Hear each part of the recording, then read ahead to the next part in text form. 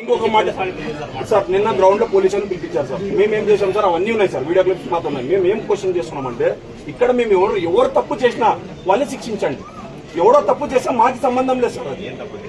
ఏమంటారు సార్, అదేమో దొంగతనం జరిగిందంట సార్ వాళ్ళ దాంట్లో. అది మేము మా వాళ్ళే తీసుకోపోయినారంటే ఇంకోటి మేమేమన్నాం సార్, పోలీస్ కంప్లైంట్ ఇచ్చినారు కదా, తెలుస్తుంది కదా. ఎవరు తప్పుంటే వాడిని బయటికి పనిష్మెంట్ చేయండి. ఎవడో ఒకటి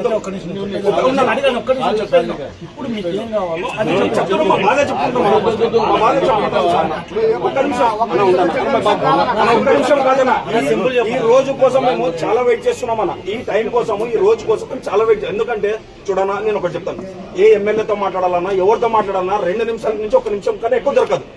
ఇప్పుడు మా సమస్య చెప్పుకోవడానికి సంవత్సరాలు కూడా సరిపోదామా? మా పరిస్థితులు అట్లున్నాం మేము. అలా డైవర్ట్ అయిపోతున్నాము. యూత్ ఎంత చెడిపోతుందో తెలుసనా?